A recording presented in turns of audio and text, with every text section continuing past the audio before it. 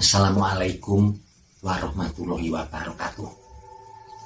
Rahayu, rahayu, rahayu. Salam budaya untuk kawan-kawan senusantara dimanapun Anda semua berada. Di kesempatan yang berbahagia ini, kita akan berbagi tanda orang yang memelihara tuyul atau tanda seseorang yang memiliki pesugihan tuyul. Di zaman yang sudah modern ini, ternyata di beberapa daerah masih ada orang-orang yang menggunakan pesugihan tuyul. Orang-orang yang menggunakan pesugihan tuyul ini memiliki ciri atau tanda yang beberapa dapat kita saksikan dengan kasat mata. Di sini saya tidak mengajak kawan-kawan semua, sedulur semua untuk berprasangka buruk atau bersuudzon kepada orang lain. Tetapi dengan mengetahui informasi ini, yang diharapkan tidak sampai muncul fitnah ketika di tempat panjenengan semua ada seseorang yang dituduh memiliki tuyul ataupun menggunakan pesugihan tuyul. Lalu tanda-tanda apa sajakah yang dapat kita amati bersama-sama pada seseorang yang memelihara tuyul? Pertama, kaya mendadak. Orang yang menggunakan pesugihan tuyul ataupun pesugihan yang lain, hal pertama yang dapat kita amati adalah orang itu tiba-tiba kaya mendadak. Meskipun tidak semua orang yang kaya mendadak pasti menggunakan pesugihan. Memang benar ada orang yang bisa kaya mendadak karena bisnisnya yang tiba-tiba sukses. Namun kebanyakan orang yang menggunakan pesugihan tuyul atau semacamnya hampir bisa dipastikan kekayaannya datang secara tiba-tiba. Untuk bisa membedakan orang yang kaya mendadak karena bisnisnya sukses dengan orang yang kaya mendadak karena menggunakan pesugihan, panjenengan semua perlu mengetahui tanda-tanda yang berikutnya. Tanda yang kedua, orang yang memelihara tuyul ketika berjalan tubuhnya sedikit membungkuk dan kedua tangannya disilangkan ke belakang seperti orang yang menggendong. Karena seringkali orang-orang yang menggunakan pesugihan tuyul ini ketika berjalan-jalan di tempat keramaian, entah itu pasar ataupun tempat keramaian yang lain, mereka berjalan sambil menggendong tuyulnya. Untuk mengetes hal ini ada cara yang sangat mudah. Suruh anak Anda atau Anda sendiri bisa melakukannya. Ikuti berjalan di belakangnya.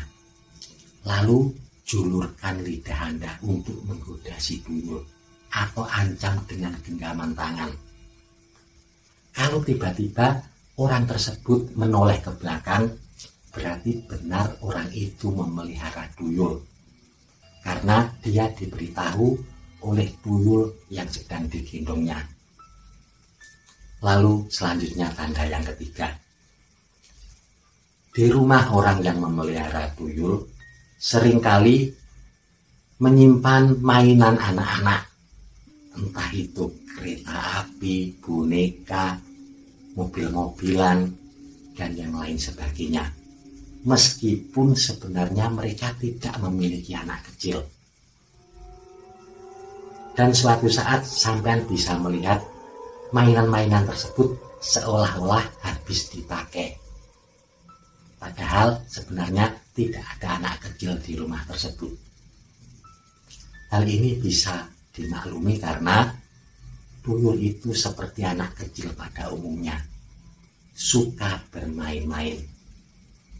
Lalu selanjutnya tanda yang keempat, rumahnya bercat warna-warni. Orang yang memelihara tuyul rumahnya cenderung catnya tidak selayaknya atau tidak seperti pada umumnya rumah orang lain. Catnya sering warna-warni, juga sering dirubah-rubah sesuai kesukaan tuyul tersebut. Ini seperti anak kecil yang suka melihat warna-warna yang mencolok. Selanjutnya tanda yang kelima. Di rumahnya terdapat ruangan khusus yang tidak boleh dimasuki orang lain. Ini memang sulit untuk dilihat kalau Anda tidak masuk ke rumah tersebut.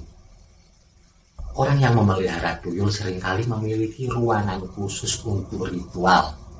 Biasanya di ruangan tersebut ada kemenyan, bunga-bungaan, dan juga berdupaan. Karena ruangan tersebut memang digunakan untuk ritual pesugihannya. Lalu selanjutnya ciri yang keenam. Orang yang memelihara tuyul malas beribadah.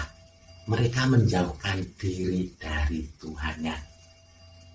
Meskipun di dalam keseharian mereka seolah-olah cara berpakaiannya seperti sosok yang agamis. Namun pada kenyataannya mereka jarang sekali melakukan ritual beribadah. Selanjutnya yang ketujuh, ada anak yang ditumbalkan.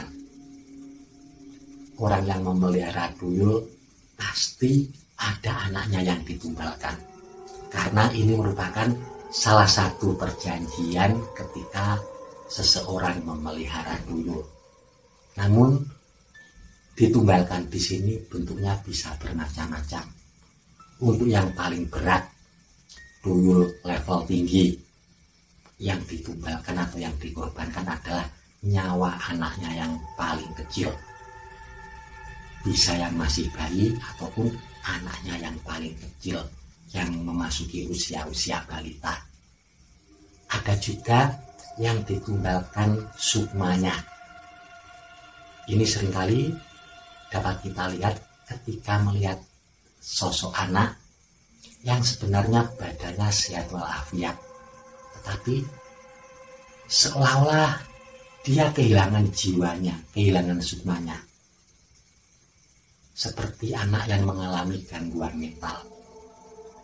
Ada juga anak-anak yang ditumbalkan dengan menggunakan darahnya, yang pada akhirnya anak tersebut terganggu kesehatannya sepanjang waktu. Selanjutnya tanda yang ke-8. Di waktu-waktu tertentu selalu mendatangi tempat di mana dia mendapatkan tuyul. Tempat-tempat mendapatkan tuyul ini di setiap daerah sudah ada. Misalkan di Jawa Timur yang terkenal di daerah ini, di Jawa Tengah yang terkenal di gunung ini, dan yang lain sebagainya. Mereka yang memelihara tuyul akan rutin pada waktu-waktu tertentu mengunjungi tempat tersebut untuk selalu menjaga dan memperbaiki perjanjiannya dengan makhluk-makhluk gaib yang membantu mereka. Lalu selanjutnya tanda yang ke-9. Orang-orang di sekitarnya seringkali kehilangan uang. Mereka yang bertempat tinggal di sekitar orang yang memelihara tuyul seringkali kehilangan uang. Namun tidak banyak, hanya 1 atau 2 lembar. Karena memang begitulah cara tuyul mengambil uang. Tuyul tidak mungkin mengambil uang sebanyak 1 gebok.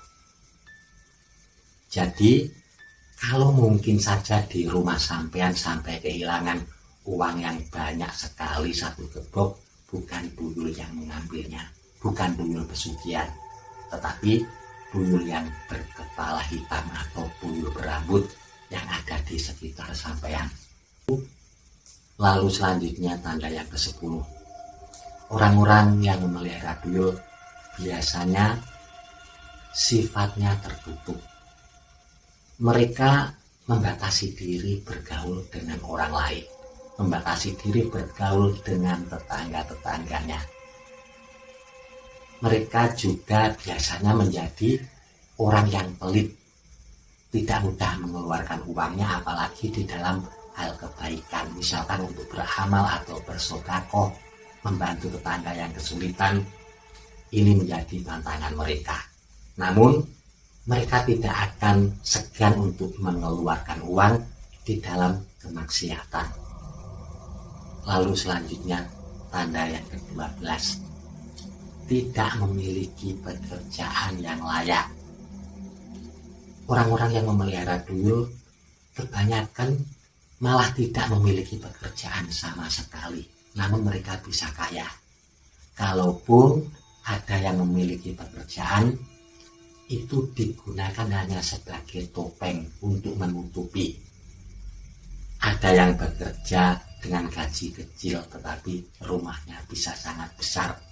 Ada yang memiliki toko, tokonya sangat sepi, bahkan tidak ada pembeli, namun mereka bisa kaya raya. Banyak yang menggunakan cara ini, membuat usaha tidak peduli sepi atau rame, namun untuk menutupi supaya orang-orang yang berada di sekitarnya tidak merasa curiga. Itulah tadi ciri-ciri atau tanda orang yang memelihara duyul. Semoga setelah mengetahui informasi ini, kita tidak lagi mudah menuduh orang lain memelihara duyul, supaya tidak muncul fitnah di sekitar kita, tidak muncul fitnah di antara kita. Cukup sekian, mohon maaf kalau ada salah kata ataupun kalimat. Terima kasih. Wassalamualaikum warahmatullahi wabarakatuh. Rahayu, rahayu, rahayu. Salam budaya untuk kawan-kawan senusantara dimanapun Anda semua berada.